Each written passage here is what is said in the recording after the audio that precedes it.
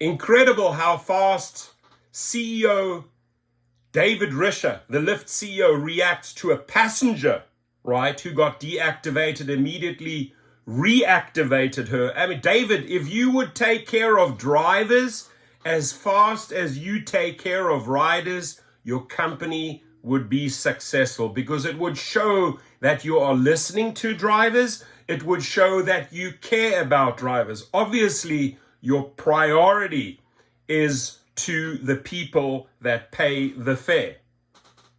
Let's just show you, run the clip here. Claims her Lyft driver tried to kidnap her. Tonight, she's speaking out in the hopes of holding the Rideshare app accountable and taking a stand for others who may have experienced a similar situation. Our Sierra Fox joining us live in Arlington after speaking with that woman. Sierra, how's she doing tonight? How's she doing? Well, good evening to both Jacqueline and Shamari. As you can only imagine, sadly, she is still shaken up. Catlin tells me she ordered a Lyft ride right here in Arlington, Virginia, to get dropped off in Washington, D.C. for a rooftop pool party. And what was supposed to be a fun weekend turned into a traumatizing one. My heart just began to race.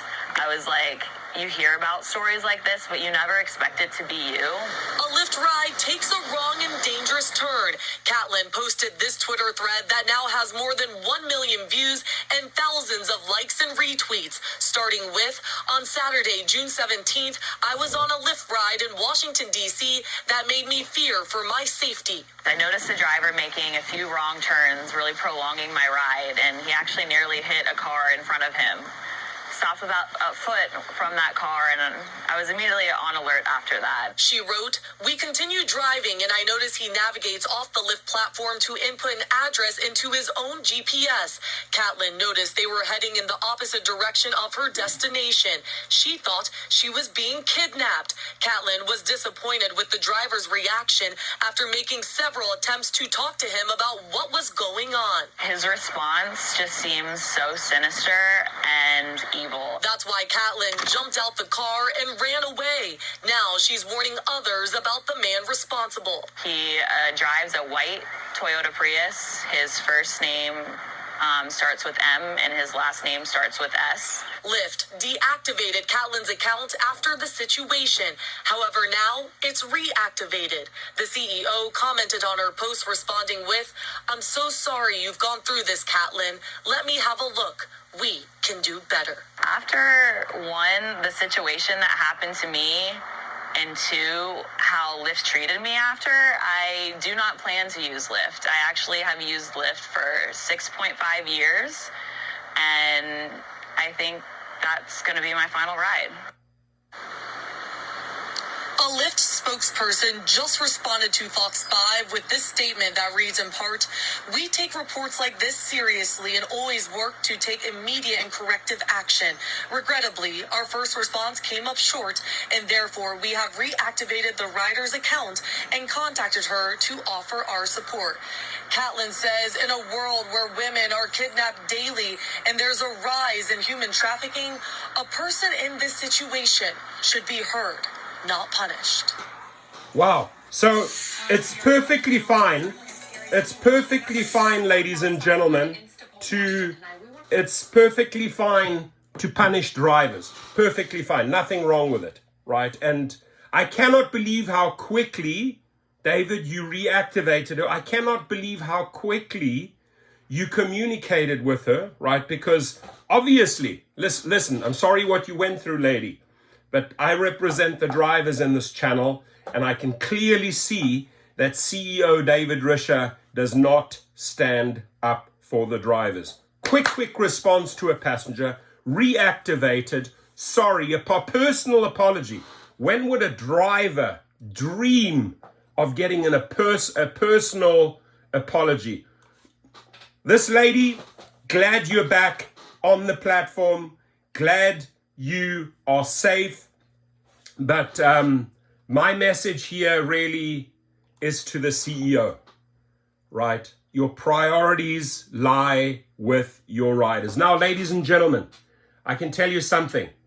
It is not fun being deactivated. You will not get the same treatment as that lady listen to you, personal apology, immediately reactivate it. It's not going to happen, right? You can dream on. It'll take weeks, months, lucky if you get an answer.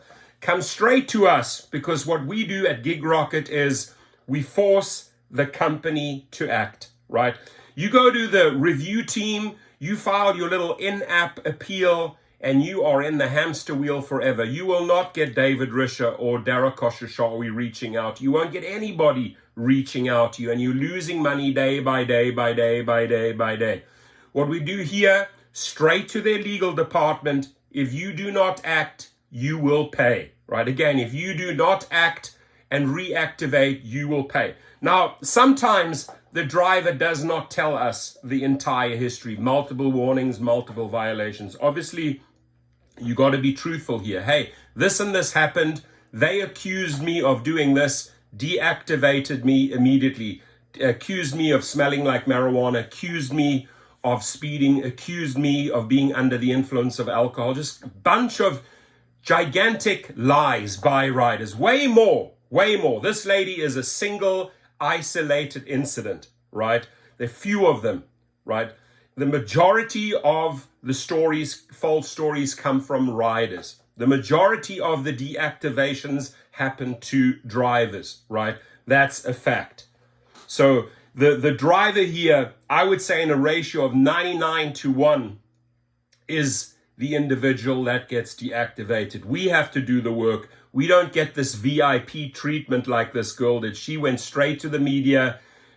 David Risher jumped on it, apologized, reactivated again. We do not get that type of treatment from the company. So you have to fight. So at Gig Rocket, we will show you how to fight. Once they see that if they do not act, we will march your case to small claims court or to arbitration, meaning they will pay. They will pay your lost earnings. Then suddenly, it's a miracle how quickly they start negotiating, right? So sadly, us drivers have to force them. I repeat, we don't get the VIP treatment as the riders do.